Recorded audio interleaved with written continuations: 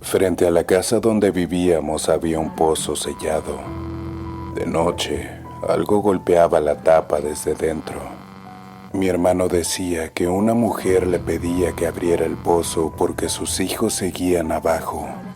Pensamos que eran pesadillas hasta que vimos las huellas mojadas entrando a su cuarto.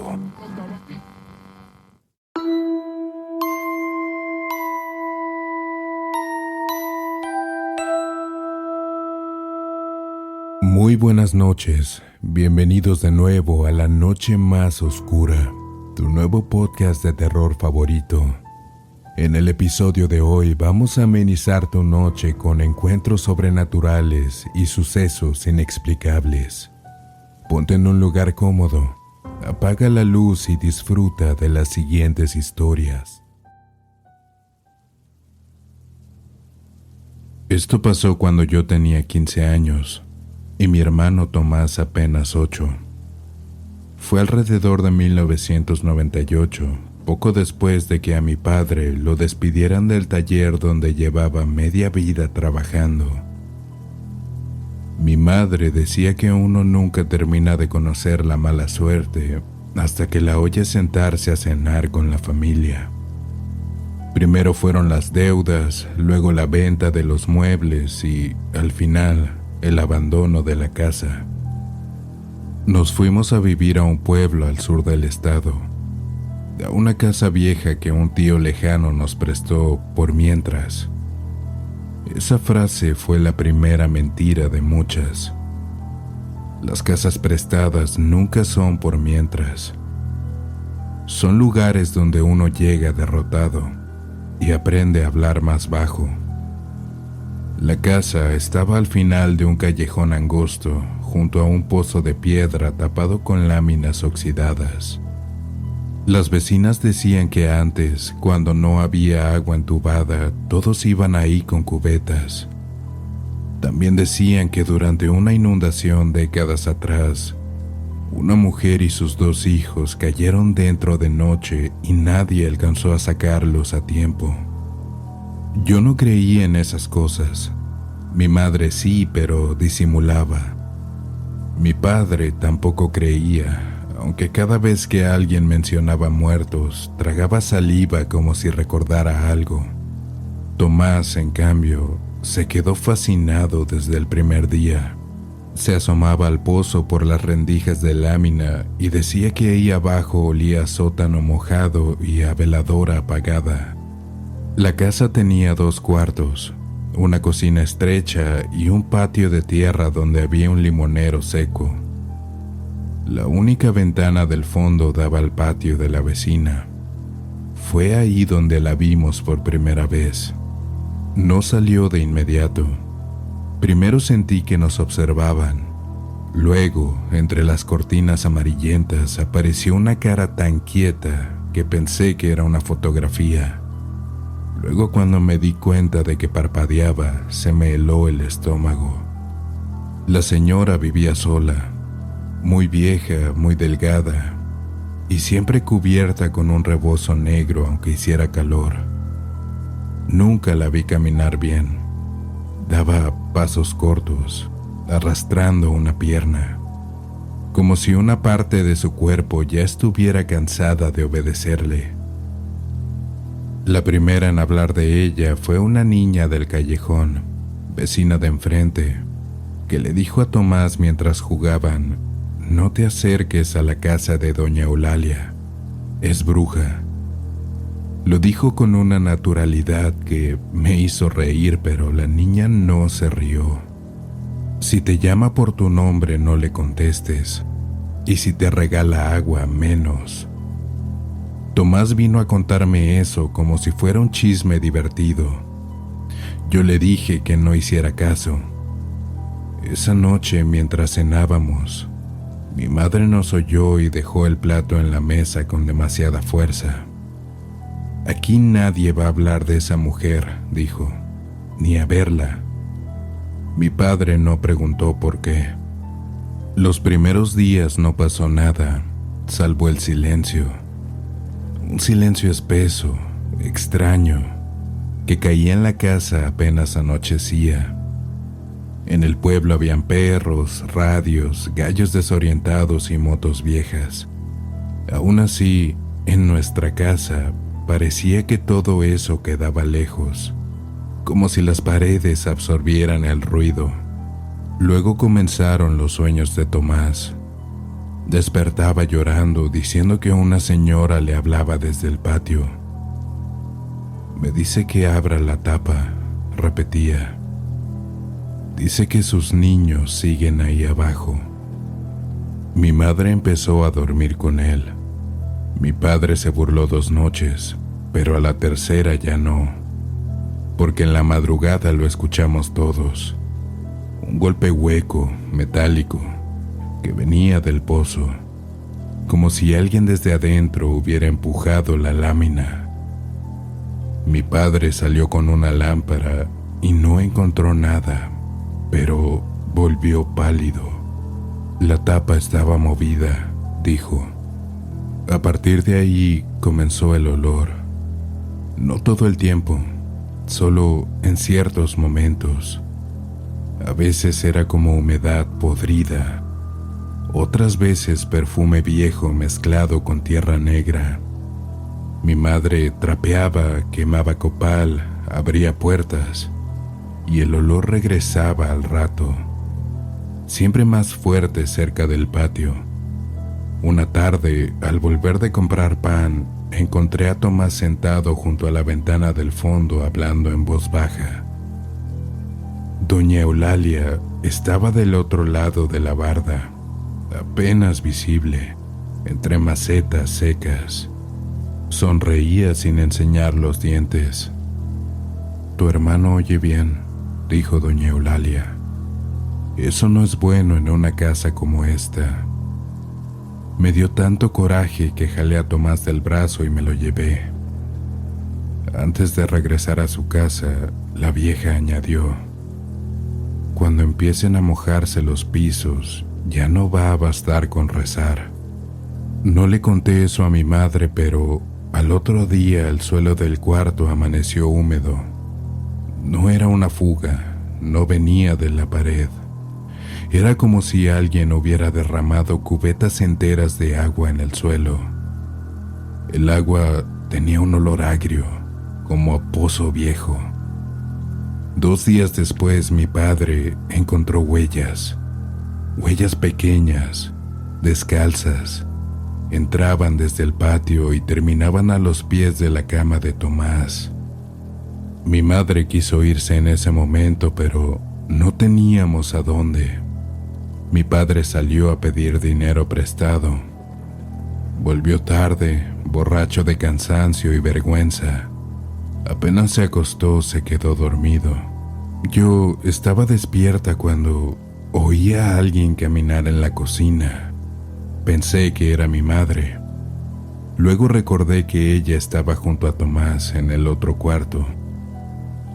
Los pasos no eran rápidos, eran lentos, arrastrados, con una pausa entre uno y otro, como si quien caminara llevara ropa empapada. Después se escuchó agua, un goteo constante sobre el piso. No fui a ver. A la mañana siguiente había un charco debajo de la mesa. En medio del charco estaba uno de los carritos de Tomás. Él juraba que lo había dejado guardado. Tomás empezó a apagarse. Dormía mucho, comía poco. En la escuela dijeron que se distraía mirando hacia la puerta del salón, como esperando a alguien. Mi madre lo llevó al médico del pueblo, que habló de anemia y nervios. Le dio vitaminas que no sirvieron para nada. Una tarde, mientras mi madre lavaba ropa, Tomás desapareció. Lo buscamos por todo el callejón, pero nadie lo había visto salir. Mi padre estaba a punto de correr hacia la plaza cuando doña Eulalia gritó desde su casa: «Aquí está». Entramos sin pedir permiso. Recuerdo el olor primero, Cera, hierbas quemadas, agua estancada. Luego, la oscuridad. Las ventanas estaban cubiertas con mantas negras. Había velas encendidas en el suelo y figuras de santos mezcladas con cosas que yo no reconocí. Ramas secas, botellas con agua turbia, listones rojos, un cuenco lleno de monedas verdes por el óxido. Tomás estaba sentado en una silla, tranquilo como si nada. Frente a él, doña Eulalia le peinaba el cabello con los dedos. Mi madre se lo arrebató. «No se lo lleve así», dijo la señora. «Ya se le pegó la tristeza del pozo». Nadie entendió. Mi padre la insultó y ella ni se inmutó. «No es conmigo con quien debe enojarse», respondió. «Ustedes abrieron la casa». «¿Cuál casa?», dijo mi madre. La señora señaló al patio, al pozo. Esa noche atrancamos la puerta del patio con costales. Mi padre clavó una tabla sobre la ventana del fondo. Mi madre puso un rosario en cada cuarto. Yo fingí calma para que Tomás no empeorara, pero tenía las manos heladas. Pasada la medianoche, empezó el ruido. Primero agua, mucha agua, como si la vaciaran sobre el techo. Luego los golpes en la lámina del pozo. Después, un llanto. No era un llanto fuerte, era peor. Era el sollozo ahogado de una mujer que ya no tiene aire suficiente para seguir llorando. Tomás se incorporó en la cama y dijo, con una voz que no parecía suya: «Dice que le faltan sus hijos». Mi madre lo abrazó. Mi padre agarró la lámpara y salió al patio, aunque le gritamos que no. Yo fui detrás de él hasta la puerta, pero no crucé. La lámina del pozo se estaba levantando sola, apenas unos centímetros, una y otra vez, cayendo con un golpe seco. Mi padre apuntó la lámpara hacia ahí. Entonces vimos una mano, no una mano completa, solo dedos muy blancos, hinchados, asomando por la rendija. Mi padre retrocedió y en ese momento se apagó la lámpara. Y desde la cocina se oyó otra cosa: pasos. Pasos duros, lentos, con un taconeo seco, como si alguien caminara usando suelas de madera. Doña Eulalia entró por la puerta principal sin que nadie le abriera. Hasta hoy no sé cómo lo hizo. Llevaba el rebozo puesto y en la mano derecha una rama de pirul amarrada con listones negros. Pasó junto a nosotros y fue directo al patio.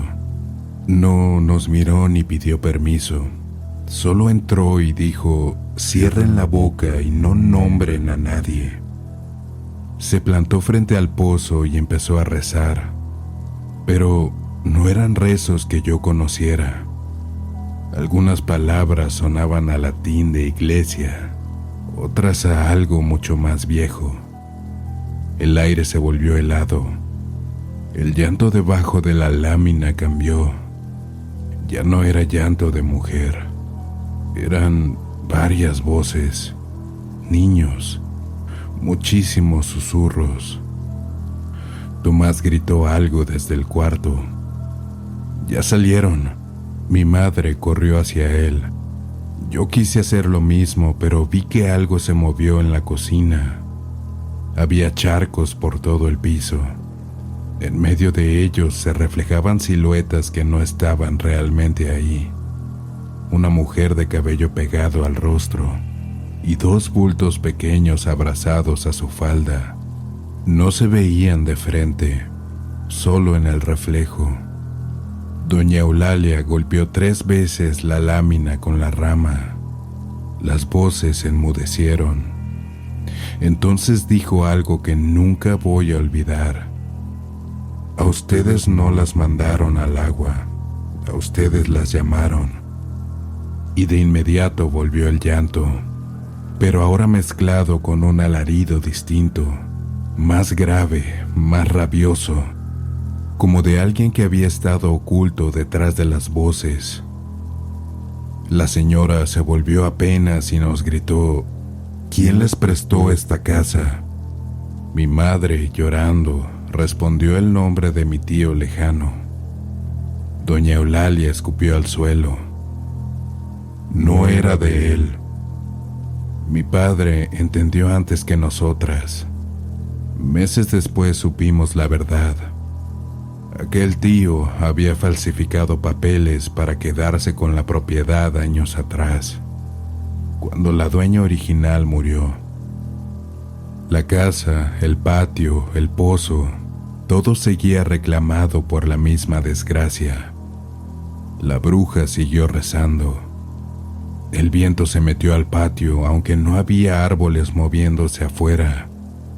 La lámina del pozo se levantó más de un palmo, y de la abertura salió un olor insoportable, como a azufre, a lodo podrido. Juro que vi una cara asomarse en la oscuridad del hueco. No subía, solo observaba. Entonces doña Eulalia se quitó el rebozo de la cabeza. Nunca debí verla de frente. No era una deformidad como en los cuentos. Era peor.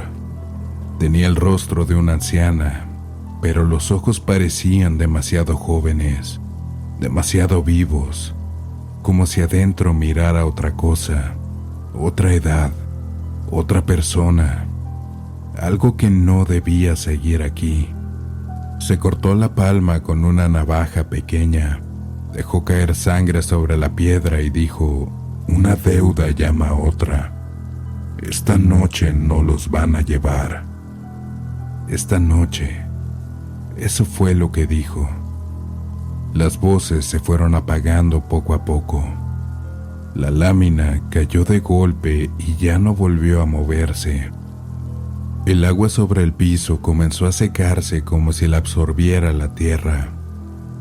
En el cuarto, Tomás cayó dormido al instante. Doña Eulalia se cubrió la cabeza otra vez. Mi madre, temblando, le preguntó: ¿qué era eso? Doña Eulalia tardó en responder: muertos. Pero no nada más muertos. Los muertos solos a veces nada más repiten. Lo peligroso es lo que aprende a usarlos. Nadie dijo nada. Antes de irse, se detuvo en la puerta y habló sin voltearnos a ver.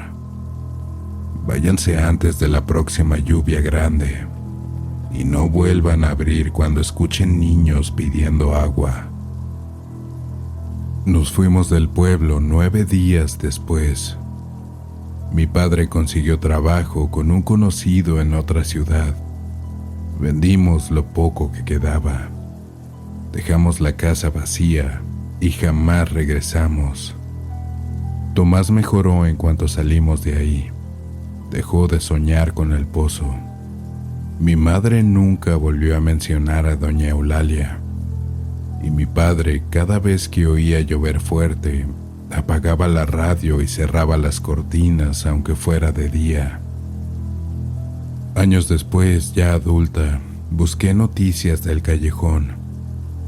Supe que la casa fue demolida tras hundirse parte del patio en una temporada de tormentas. También supe otra cosa. Doña Eulalia murió la misma semana en que nosotros nos marchamos. Nadie me explicó entonces quién nos abrió la puerta aquella noche, ni quién siguió viviendo durante meses en la casa de junto, donde los vecinos aseguraban escuchar a una anciana rezando cada vez que el agua golpeaba las láminas.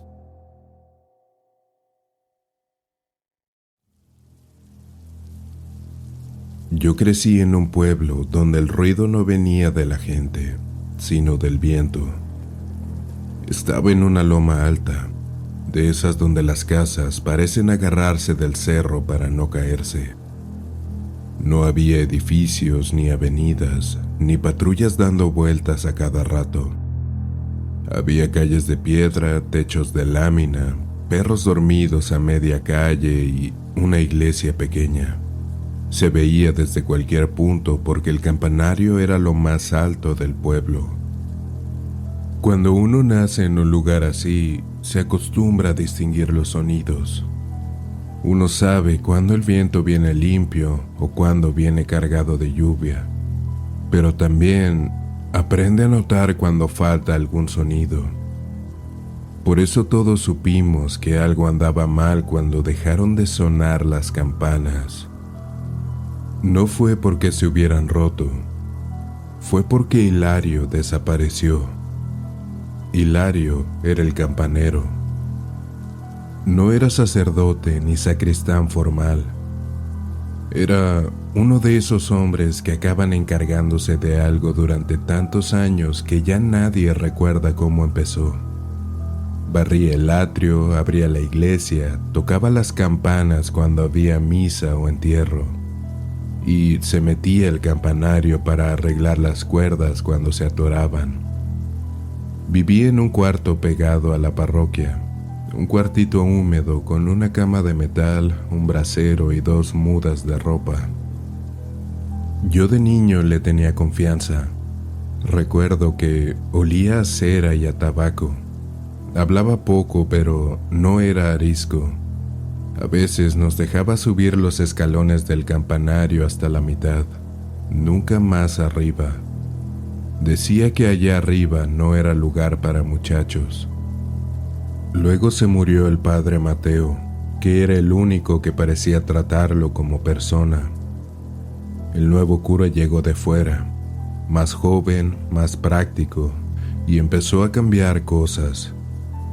Mandó a pintar, mover santos, cerrar temprano y quitar costumbres. Entre esas cosas fue dejando a Hilario cada vez más aparte. Poco a poco dejó de pagarle, luego dejó de hablarle y luego dejó de necesitarlo. Hilario siguió yendo de todos modos. Abría la iglesia aunque nadie se lo pidiera, barría el atrio aunque ya hubiera quien lo hiciera. Y cuando las campanas sonaban fuera de hora, todos decían lo mismo: ya anda el Hilario allá arriba. Lo raro empezó en tiempo de secas, un abril especialmente duro, cuando el monte alrededor del pueblo estaba amarillo y al mediodía parecía que todo iba a tronar de puro calor. Una tarde cayó un rayo. No había tormenta ni nada, solo nubes deshechas a lo lejos. Pero el rayo pegó en la cruz de metal del campanario. No tumbó la torre ni provocó un incendio grande, solo quemó la parte alta, rajó parte del yeso y dejó una mancha negra que bajaba desde una ventana angosta hasta casi la mitad del muro. Al día siguiente las mujeres del Rosario ya estaban hablando de eso, porque en la mancha no se veía una virgen como en los cuentos que siempre andan inventando. Se veía algo más extraño. Una mujer de perfil con la cabeza inclinada hacia adelante, como si escuchara detrás del muro. Y de la parte del pecho salía una línea oscura que parecía bajar hasta el suelo, como cabello mojado o como un listón largo. No era una imagen bonita, no daba paz, daba inquietud. Aún así, la gente empezó a llevar veladoras, no por fe exactamente, más bien por morbo, por miedo, por esa costumbre que tienen los pueblos de acercarse a lo que les asusta, siempre que esté quieto y se deje mirar. El cura nuevo se enojó muchísimo. Dijo que eso era suciedad del rayo y tonterías de la gente. Mandó a raspar el muro. 2 muchachos se subieron con escalera y cuchillos de albañil para tumbar el yeso quemado, pero a medio trabajo se bajaron pálidos.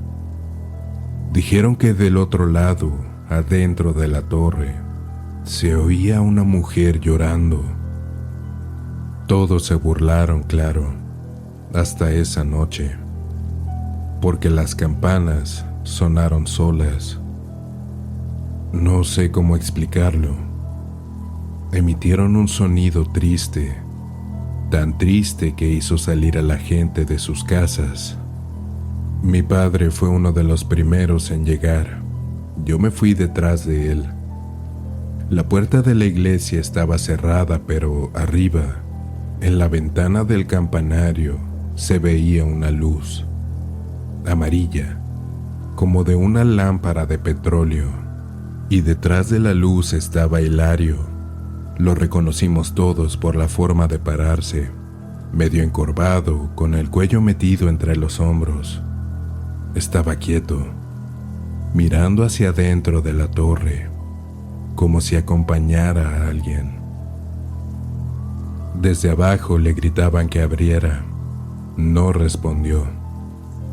Pasó así varios minutos hasta que la luz se apagó. Cuando por fin lograron abrir la iglesia con ayuda del cerrajero, Hilario ya no estaba arriba. Estaba en el patio trasero, sentado junto a su cuarto, con las manos sobre las rodillas y la mirada perdida. A la mañana siguiente no recordaba nada, o eso dijo.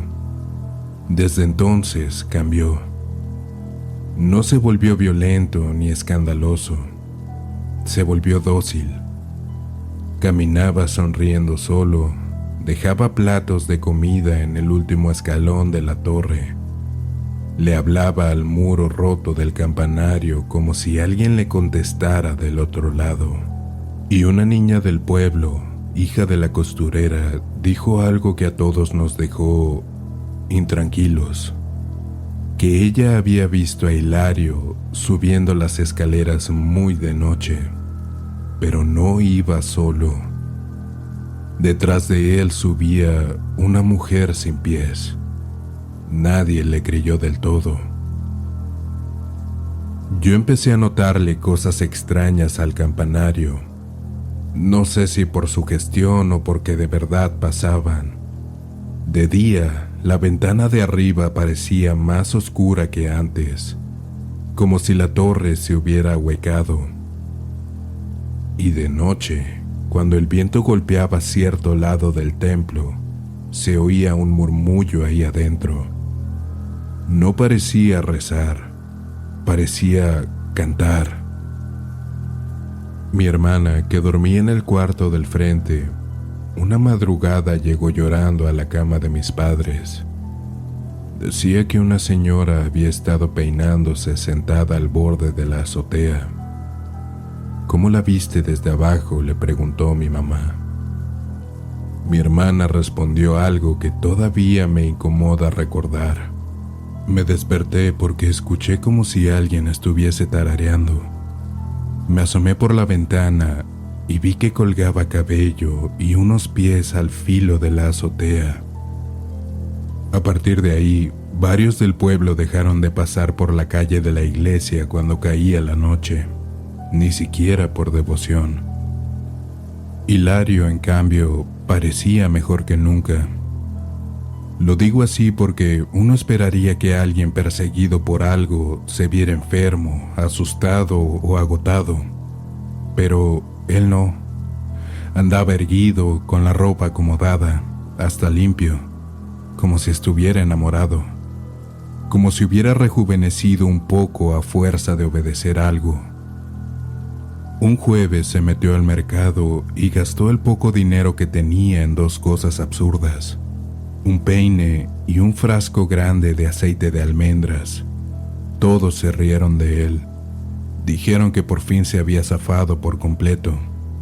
Él no se enojó, solo dijo: a ella le gusta que no truene el cabello. Eso sí lo oyeron varios. Pocos días después hubo un incendio. Lo recuerdo como si hubiera sido ayer. Yo tenía como 13 años en ese entonces. No había fiesta patronal, ni velada, ni nada parecido. Era una noche común. Estábamos cenando cuando empezaron a ladrar todos los perros del pueblo. No unos cuantos, todos. Los de las azoteas, los de los patios, los amarrados y los sueltos. Luego, sonó la campana grande de golpe, una sola vez, con tanta fuerza que vibraron los vidrios. Mi padre salió primero y yo detrás de él. La torre estaba encendida por dentro. La luz salía por las rendijas de las piedras, por las ventanas, por debajo de la puerta de madera, como si el campanario fuera un horno gigante. La gente empezó a juntarse. El cura gritaba órdenes que nadie escuchaba. Trajeron cubetas, buscaron llaves, empujaron la puerta. Del interior venía un olor insoportable, no a madera quemada. Era como aceite caliente y cabello quemado.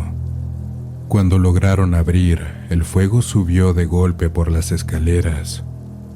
Nunca vi algo así. No era una lumbre extendida, desordenada. Parecía que el fuego subía pegado al centro de la torre, como siguiendo a alguien. La gente intentó entrar, pero no pudo. Y entonces alguien gritó que arriba había 2 sombras. Yo levanté la vista. En la ventana más alta se veía a Hilario, pero no solo. Detrás de él había otra figura mucho más larga, quieta, con algo cayéndole desde la cabeza hasta más abajo de la cintura. No parecía vestido, parecía cabello, un cabello tan largo que el viento no lograba moverlo bien, como si pesara. Hilario no pedía ayuda, tenía la cara vuelta hacia esa figura, y aunque estaba muy lejos, juro que se le notaba una expresión que no he conseguido olvidar. No era miedo ni resignación, era alivio. Luego, la campana grande sonó otra vez y la ventana reventó. No sé si por el calor o por otra cosa, pero de golpe salieron vidrio, chispas y una ráfaga de humo tan negro que por un segundo tapó a los 2. Cuando el humo se abrió, Hilario ya no estaba a la vista. La otra figura sí. Solo duró un momento exacto. La vimos recortada entre el fuego, altísima, más alta de lo humano, la cabeza ladeada y el cabello cayéndole al frente como si le tapara por completo la cara. Después desapareció hacia adentro de la torre. El incendio no tumbó la iglesia, pero dejó inservible la torre. Tardaron horas en enfriarla, y cuando por fin pudieron subir, encontraron a Hilario arriba, junto a la campana mayor. No se había arrojado, no estaba tirado buscando salir. Estaba sentado en el piso, con la espalda contra el muro y las manos acomodadas sobre las piernas, como si hubiera esperado hasta el final. A unos pasos de él encontraron el peine que había comprado. Lo raro vino después. En la piedra interna del campanario, justo donde el fuego pegó más fuerte, apareció una franja negra que parecía hecha con humo apelmazado. Y en medio de esa franja, marcada con un brillo aceitoso imposible de limpiar, quedaron líneas muy finas, muchas, como hilos, como cabellos pegados a la pared. El cura mandó a tapar todo con cal a los 2 días. No sirvió. Con la humedad de los meses siguientes, la silueta volvió a salir. no como una mujer de perfil como antes. Ahora parecía una cabeza inclinada, cubierta por una cortina de cabello oscuro. A mi hermana nunca se le quitó el miedo. De grande se fue del pueblo y no volvió ni para los entierros. Mi madre durante años dejó un vaso de agua en la cocina cada vez que el viento sonaba más fuerte de lo normal. Mi padre no hablaba del tema, pero jamás volvió a acercarse al campanario. Y de ese lugar, aunque lo repararon por fuera, nadie quiso encargarse otra vez. Las campanas siguen ahí, pero ahora las jalan con un sistema nuevo desde abajo. Nadie sube, ni por mantenimiento, ni por curiosidad, ni por retos. Cuando una cuerda se atora, esperan al día siguiente a que pase sola o llaman a gente del otro pueblo. Porque aquí quedó la idea, más fuerte que cualquier explicación, de que algo sigue viviendo allá arriba. Y aún hoy, después de tantos años, la gente sigue diciendo que los días en que el viento sopla más fuerte de lo normal, se puede escuchar un canto que viene desde lo alto del campanario.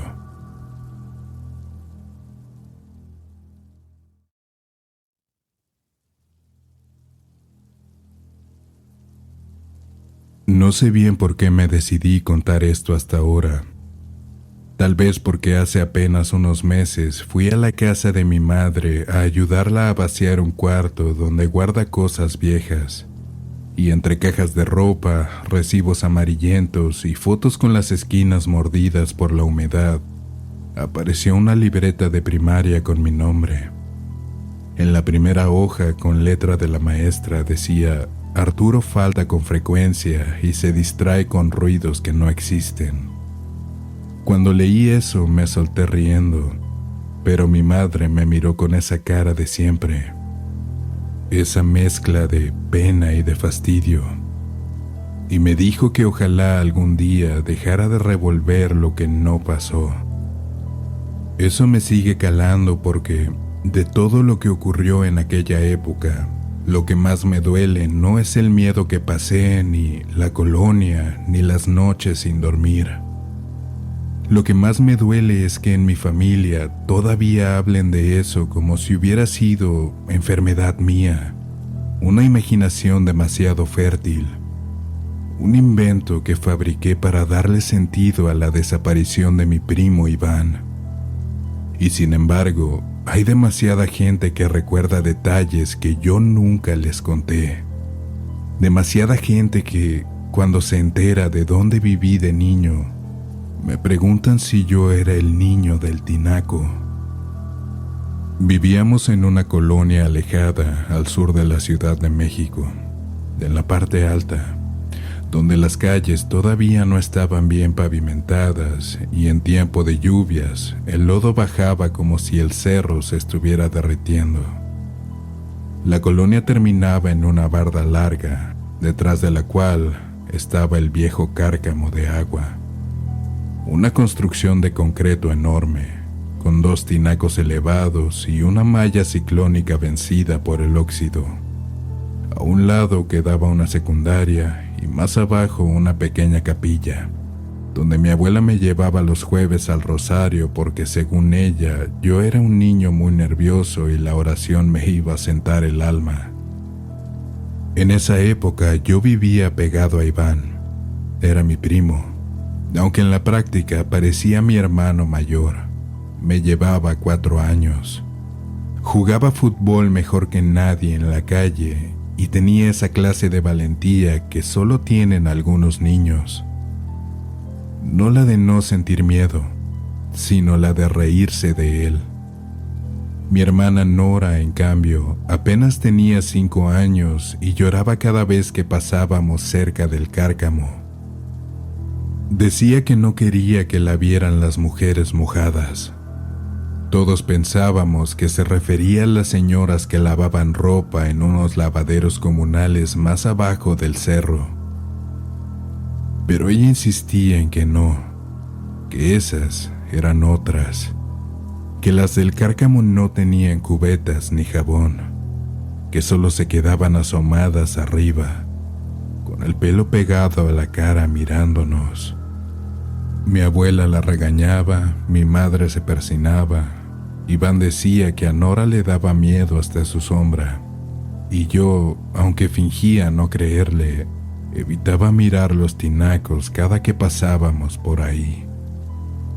El primer ruido lo escuché una tarde de septiembre, regresando de la papelería con Iván. Íbamos discutiendo por unas estampas repetidas cuando del lado del Cárcamo se oyó algo así como una cuchara gigante raspando el interior de una olla. Un sonido de metal hueco, largo, que me hizo apretar los dientes. Iván se detuvo. Yo le dije que siguiéramos, pero él, por supuesto, no siguió. Se acercó a la malla y se asomó entre los huecos. «No hay nada», dijo, pero no se movió. Luego lo vi empalidecer. No se apartó ni gritó. Solo levantó una mano y me hizo señas de que me acercara. Yo no quería, pero lo hice. Adentro, al pie de la escalera que subía a uno de los tinacos, había una mujer. O eso pensé al principio.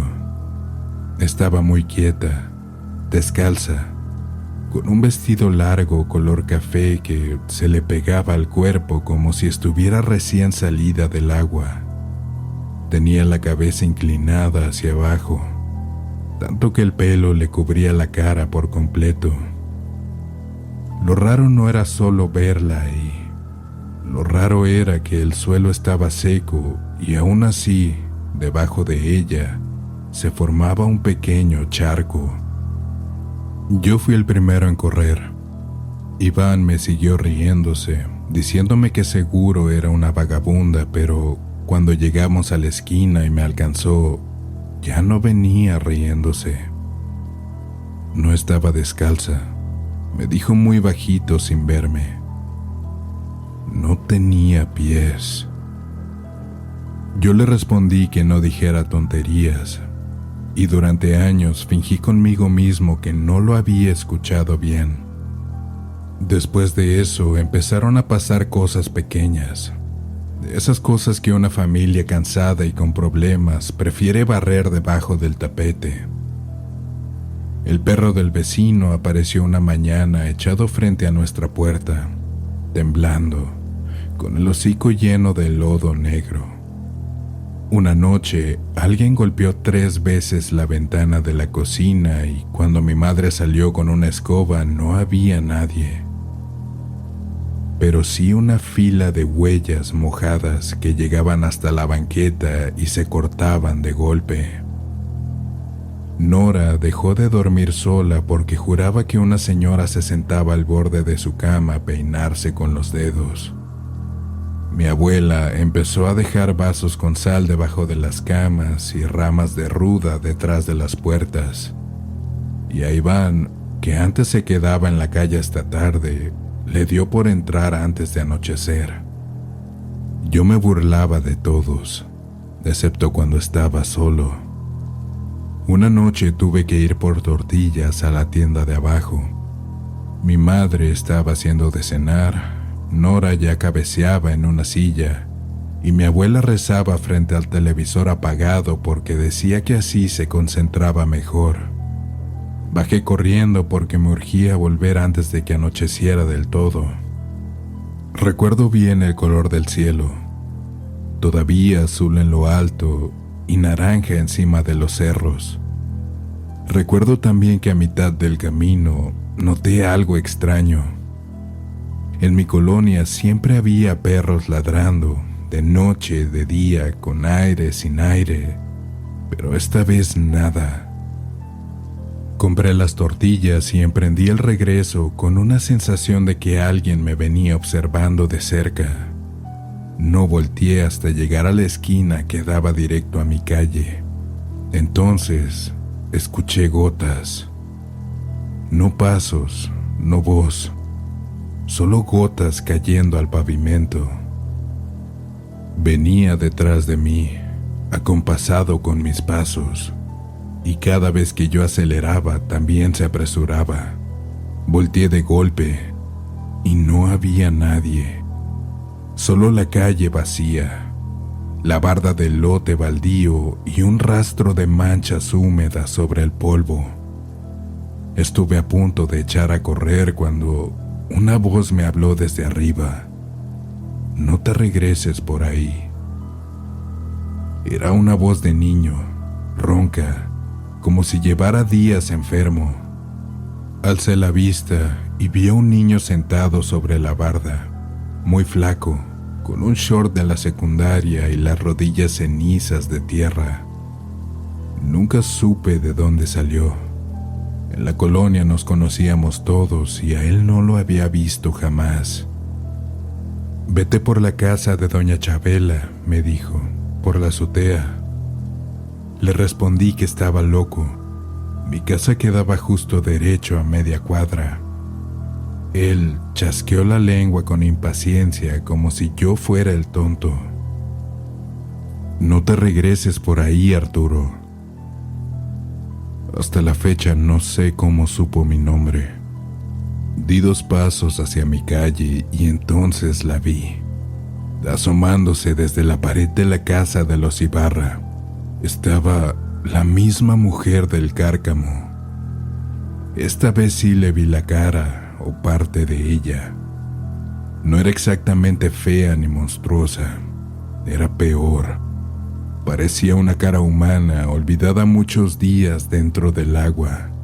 Los ojos demasiado abiertos, la boca entrecerrada, la piel hinchada alrededor de las mejillas y el pelo. Ese pelo negro goteando aunque no llovía. Corrí hacia la casa de doña Chabela sin pensarlo. Ella tenía una escalera pegada al patio y desde ahí se podía brincar a nuestra azotea. Yo la trepé tan rápido que casi me fui de espaldas. Antes de brincar a mi techo, miré una sola vez hacia abajo. La mujer seguía parada en la esquina, pero ya no estaba sola. A su lado había otras 2, quietas, con vestidos pegados al cuerpo, todas mirando hacia donde yo estaba. No se movían, solo escurrían agua. Entré llorando a la casa y mi madre me dio una cachetada antes de preguntarme por qué demonios andaba brincando azoteas como ratero. Iván fue el único que me creyó, o al menos eso pensé. Aquella misma noche, acostados en el mismo cuarto porque Nora se había metido a dormir con mi madre, me confesó algo. Dijo que 2 noches antes, al salir de las retas en la cancha de la secundaria, había visto a alguien arriba del tinaco grande. Pensó que era un hombre porque estaba agachado, pero cuando esa cosa se puso de pie, se dio cuenta de que era una mujer. No una mujer normal, sino una de esas mujeres empapadas que ya varias vecinas decían haber visto caminando por la colonia después de las 11. Iván aseguró que la mujer no bajó por la escalera. Se dejó caer del tinaco como si no pesara nada y aterrizó de pie en el concreto sin hacerse daño. Luego se quedó mirándolo. Lo peor no fue eso, me dijo. Lo peor fue que abajo ya la estaban esperando otras 2 mujeres. No pude dormir. Los días siguientes, la colonia se llenó de rumores, que habían visto a una mujer parada al lado de un puente, que la secundaria había suspendido un turno porque alguien dejó lodo negro en varios salones, que detrás del cárcamo, donde empezaba una zanja seca, un velador escuchó cantar a varias mujeres, pero no entendió una sola palabra. Mi familia trató de seguir como si nada. Mi abuela redobló rosarios, mi madre dejó de mandarnos solos a la tienda. Nora no se despegaba de mí, e Iván, que era el único capaz de desafiar cualquier cosa, empezó a cambiar. Lo noté en detalles mínimos. Se quedaba viendo el tinaco desde la ventana, se lavaba las manos demasiadas veces al día, dormía con una toalla enrollada junto a la almohada porque decía que así absorbía la humedad del cuarto. Mi tío, su padre, le gritaba que dejara de hacer estupideces. Mi madre lo defendía y yo no entendía nada. Hasta la noche en que lo oí subir a la azotea. Compartíamos pared y reconocía perfectamente sus pasos. Eran como un pequeño golpe desordenado porque nunca levantaba bien el pie izquierdo desde que se fracturó jugando. Me despertó el rechinar de la escalera metálica del patio. Luego el silencio. Después un golpe seco arriba. Me asomé por la ventana. La luna alumbraba lo suficiente para ver la silueta de Iván parada cerca del borde del techo, de espaldas a mí. Parecía hablar con alguien en la calle. Quise llamarlo, pero otra voz se adelantó. Venía desde abajo, desde la oscuridad junto a la banqueta. «No te asomes tú». Era la misma voz ronca del niño de la barda. Lo busqué con la mirada y lo vi junto a nuestro portón. Estaba descalzo, embarrado de lodo hasta las espinillas. Me hizo una seña de guardar silencio y yo obedecí. No sé por qué. Entonces vi que en la calle habían 4 mujeres. No estaban frente a la casa, estaban del otro lado, bajo el poste, como esperando. Iván permanecía quieto en la azotea, inmóvil con los brazos colgando. Una de las mujeres alzó la cara hacia él y extendió una mano. Iván dio un paso hacia adelante. El niño del portón recogió una piedra y la lanzó con una fuerza absurda para lo pequeño que era. Le pegó a una de las mujeres en la frente. No sangró. No se quejó. Solo volvió el rostro hacia él, lo suficiente para que Iván pareciera despertar y retroceder de golpe. Yo grité entonces al fin. Se encendieron luces, mi madre salió, mi tío se asomó medio dormido. Los perros empezaron a ladrar todos al mismo tiempo. Cuando volvimos a mirar la calle, ya no había nadie. Ni las mujeres, ni el niño embarrado. Solo el poste, la banqueta y una franja oscura de agua que cruzaba hasta la coladera. Esa fue la última noche en que vi a Iván tranquilo. 3 días después, desapareció. Dijeron que salió por refrescos, que quizás se fue con amigos, que a lo mejor se subió a un camión y se fue al otro lado con algún conocido. Mi tío llegó a acusarlo de haberse largado por coraje. Yo escuché todo sentado en la sala mientras mi madre apretaba un pañuelo entre las manos. Nadie me preguntó a mí qué pensaba, y yo no dije nada porque sabía exactamente lo que había pasado, o lo que creía saber. Esas mujeres no vinieron por mí, aunque me habían visto. Vinieron por él. Mi familia y algunos conocidos buscaron a Iván durante semanas, luego meses.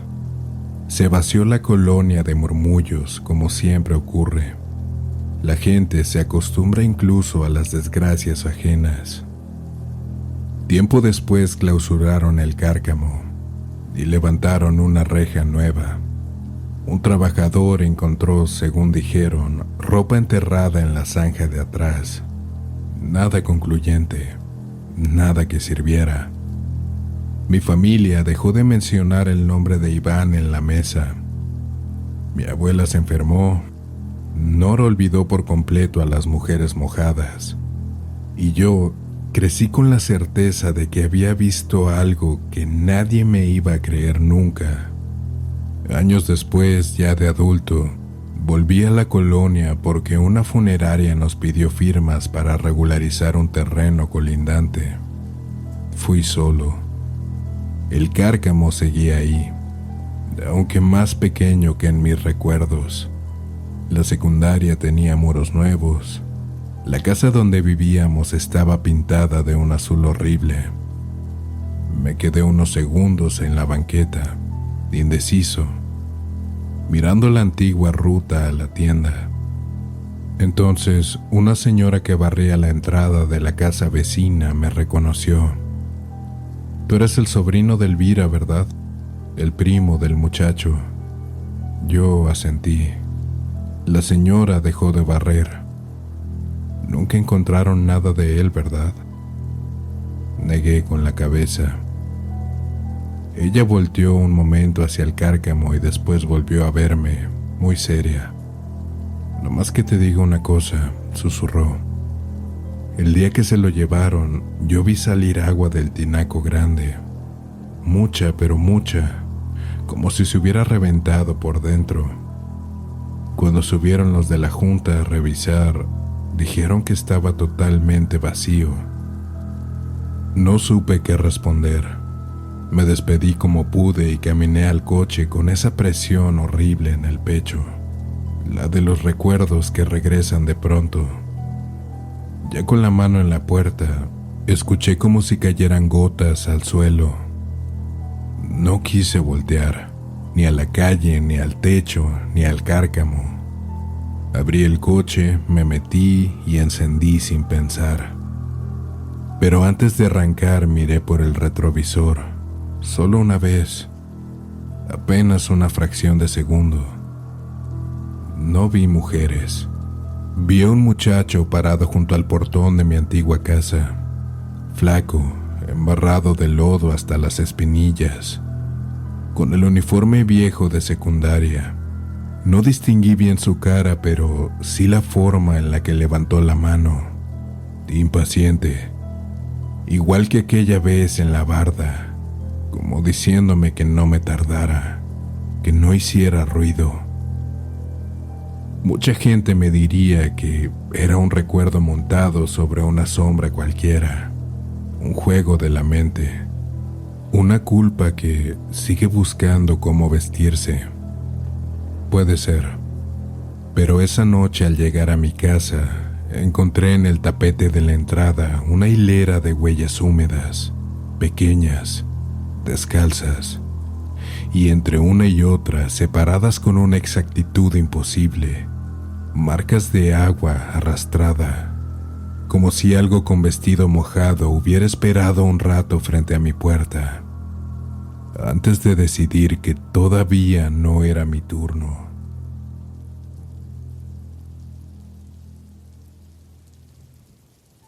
De nuevo, muchas gracias por haber llegado hasta el final. Recuerda que si quieres que tu historia aparezca en algún capítulo, no dudes en comunicarte con nosotros. La información está en la descripción. Esto es La Noche Más Oscura y nos vemos en el próximo episodio.